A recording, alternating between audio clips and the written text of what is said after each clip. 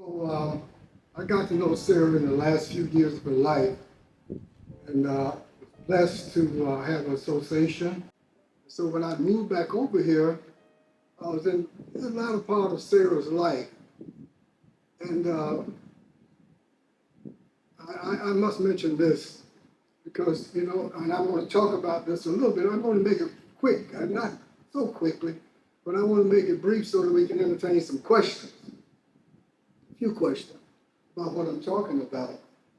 The title of my talk today is "Where do we go from here?" Not asking the question, but to give a solution. Because we've had Brother Malcolm, we've had Martin Luther King, and we've had Sara Mitchell right here in this town.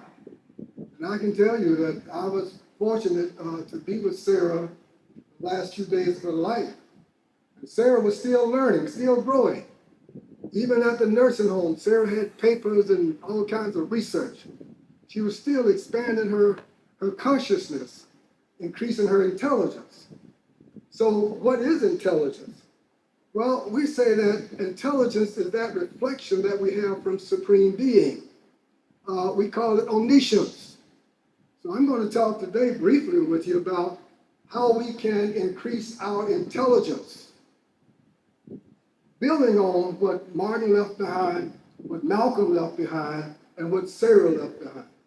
I think Sarah's example of learning, even to the last days of her life, she was busily increasing her intelligence.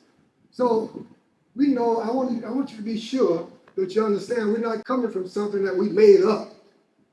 We're not coming from something we made up here. We're coming from a line of great teachers. And I'm going to present to you 4 yogas from a book called the Bhagavad Gita. I know there's talk now about Oppenheimer, one of the fathers of the atom bomb, and how he read Bhagavad Gita. In fact, it said that he went back to UC Berkeley so that he could learn the Sanskrit and read Bhagavad Gita in the Sanskrit. But not only Oppenheimer, but we find that Mordecai Johnson, who was the president of Howard University, Louis Brandeis, who was on the Supreme Court, both had Gandhi in common, Mahatma Gandhi. Now, Gandhi was studying Bhagavad Gita. Bhagavad Gita is the oldest book on yoga and self-realization that we have in India, probably in the world. We won't go so far as say the world because we did have some knowledge of yoga in ancient Kemet. I know most people know that as Egypt. But the theme of Bhagavad Gita was spoken on the battlefield to a general. But the theme of Bhagavad Gita is how do we find the self? Who are we? Where do we come from? Now listen, that book was spoken according to Indian sources, some 5,000 years ago. As knowledge reflected from the Upanishads would go back even thousands of years before then. So I'm going to present you with some knowledge that was here before the Muslims or the Christians came into Africa, before they were even thought of. All right? So we have a culture. And when we say culture, we mean to cultivate. To cultivate what? Cultivate our intelligence back from the intelligence of a beast back into divine intelligence. So how do we do this? So we have one yoga called Bhakti Yoga. Now we should go to Jnana Yoga first. Jnana Yoga is when you accumulate knowledge about the self. Who am I? Where did I come from? What's the purpose of life? What is the best ideal for humanity? What is the best goal of life for me as an individual? How can I be reawakened to being a person who thinks not only thinks, but thinks critically? How can I be reawakened to being one who can not only deconstruct, but reconstruct arguments, to think independently, to respect the masses, to respect the crowd, but to think independently and critically about everything, not just about trivial things, but to think very critical about who is presenting information to me.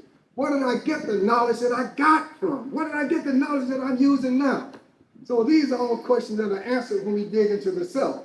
So we say that the self, the beginning, of knowledge of the self. And let me make sure that you understand where we're coming from now, because we're not making up anything. We're coming from a line of teachers. And the teaching that I'm passing on to you today was passed on to me by my teachers. We go back 5,000 years. And so Mordecai Johnson and Louis Brandeis had Gandhi in common. We're all familiar with, most of us are definitely familiar with Mohandas Gandhi, better known as Mahatma Gandhi, or Great Soul Gandhi. But Gandhi was a great influence of our intellectuals in this country, in America back in the 1930s. In fact, we had some of our blacks in America, our intellectuals who went over to India during the 1930s and conversed with Gandhi. And some of them said that they were so ashamed that they had been slaves. Gandhi told them it's not a shame to have been a slave, it's a shame to have been a slave holder. So Mordecai was one of the last people to see Gandhi just before he was assassinated. In fact, Gandhi told him, said, look, I probably won't be alive when you come back to India. So Mordecai went back to India in the late 40s, early 50s. And when he came back, he came back over to Philadelphia. At that time, Martin Luther King Jr. was at Crozet Theological Seminary, but he was visiting Reverend Sandy Ray, who was now in Philadelphia. But Reverend Ray was a friend of Martin Luther King Jr.'s father, but they were both poor boys at Morehouse. So anyway, King heard him speaking in Philadelphia, and he was talking about Gandhi. But King said, I'm talking about Sarah, and I'm tying it back into Sarah now, because I want you to know that Sarah was studying. We spoke about excellence. Definitely, Sarah was always studying, always trying to improve herself, always trying to expand her intelligence. So anyway, Gandhi, Mordecai Johnson came back to Philadelphia, and Martin Luther King knew about him because most of us knew that Mordecai Johnson was our intellectual giant. He wasn't just talking about W.B. Du Bois and Booker T. Washington, but he was talking at a whole nother level. And so King went to hear him. And so Mordecai Johnson was talking about Gandhi. So Marty says in his writing that he had heard about Gandhi, but after hearing Mordecai Johnson talk about Gandhi, he said he was inspired. Just like many of us, I know I was inspired by Sarah. What Sarah had to say and what Sarah had to do. And how Sarah went into Harlem as a black woman, young black girl in Harlem, and she made it back to Macon in one piece. How many of our girls go to these big cities and they can't return? They're ashamed to return or they're dead on arrival, right?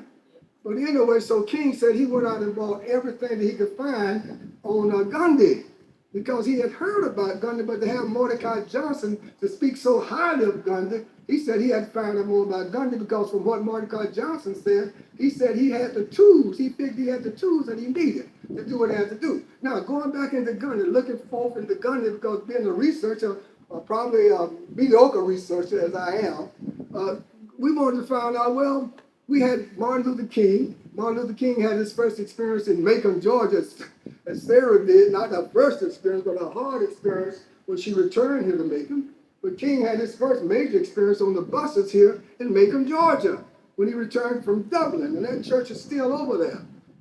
And I don't want to go out too far on the man there, because I want to stay with Sarah, but I think Sarah would appreciate me sharing this knowledge with you so you can ask questions and come to me later and get more of this knowledge, because we have to move ahead. We can't, who told us what we know? We talked about Malcolm. You know, remember one speech that Malcolm made in Los Angeles once upon a time. And he was asking, who taught you that you were black? Who taught you what you know now? Who taught you to be as dumb and as ignorant as you are? All right? So we have to question, where do we get the knowledge that we get? So we had Honorable Elijah Muhammad used to say that the best reward of our research is what? History. History, our own history. If we look at our own history, as Sarah did, we find that we have a history long before the Muslims came into Africa and said, look, if you'll convert to Islam, well, we won't enslave you. But if you don't, we can put you in slavery because you're an infidel. And that is terrible. We have to think critically about this whole thing and not just swallow whole what someone has passed down to us. Now, I can give you some, we should be able to think critically. We should be able to question who taught us. Where are our authorities? We can't come from one book and say that has all the answers in it. If I tell you about a book called the Bhagavad Gita, there are many editions of Bhagavad Gita.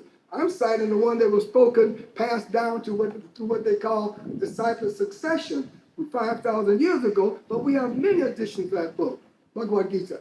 So anyway, the business of the bhakti, the Jnana Yoga, is accumulate knowledge about who you are, where you came from, where you're possibly going, the best idea for life, for your life, the best idea for humanity, and how to get to it. When we gather that knowledge, that's called Jnana Yoga. Jnana Yoga. When we get into our Jnana Yoga, we go from, and we urge you, because we're talking about a possible, not a possible solution, because this is a real solution. I'm talking about not only working, it's worked for me, it's worked for many others throughout this world. So, get our Jnana Yoga, from that we go, when we get devoted to this truth, we enter what we call Karma Yoga. We become devoted.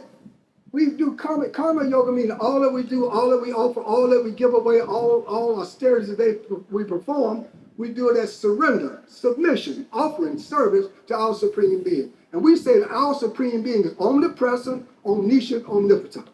Now this is it. But in ancient parts of Africa, we might call it Jinyame. Probably another part of Africa, we might call it Munga. Another part, we might call it Ngai. There are many, many tribes and many, many names to our Supreme Being. Over in this part of the world, our ancestors might have called it the Great Spirit. But this Great Spirit pervades and transcends every atom. It pervades and transcends every space between the subatomic particles that make up this body and all bodies throughout. This is our Supreme Being. This is your ancient knowledge. We have a word that we used to say in Africa. We said Sankofa. Some of us now know what Sankofa means, right? It means go back and get it. Go back and get your roots. Go back and get yourself. Because we've forgotten who we are. Like we've been hit in the head and left for dead in that northeast corner of a deep grave, not just a shallow grave, but a deep grave. So when we finish doing our devotion and offering everything to our Supreme, why do we offer everything to our Supreme? Because this helps us to always think about our Supreme. Always thinking about our Supreme is association with our Supreme. And association with our Supreme, who is the most pure. The most pure. That is our own Supreme Being. It's not something.